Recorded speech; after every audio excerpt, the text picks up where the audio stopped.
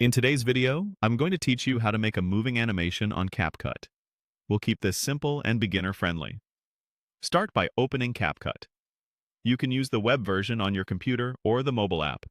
Both work great. Once you're in, create a new edit so you have a blank canvas to work with.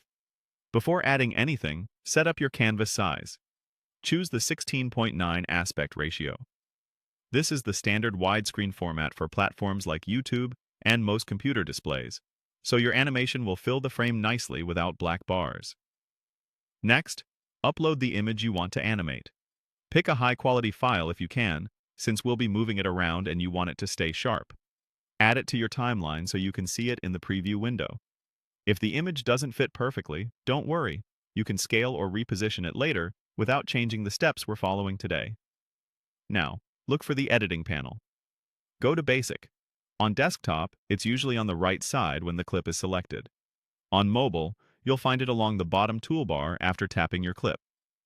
Inside Basic, open the Transform controls.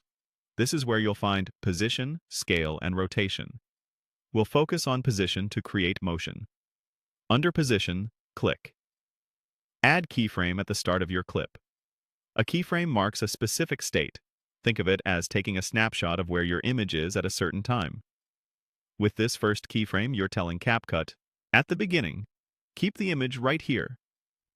Move the playhead a bit later on the timeline. Now try moving the picture anywhere in the preview. Drag it left or right, up or down. When you change the position at a later time, CapCut will add a new keyframe and automatically animate the movement between the 2 points. You can repeat this by moving the playhead to different moments and adjusting the position again to create a path. A gentle pan, a slide, or a subtle drift. Take your time fine-tuning. Small movements over a longer duration feel smooth and cinematic, while big moves over a short time feel snappy and energetic. If the image edges show or it drifts off screen, pull it back or slightly scale it up so it stays framed the way you want. Keep an eye on the preview to make sure the motion feels natural and matches your idea. Now let's watch it back. Press play and review the animation from start to finish.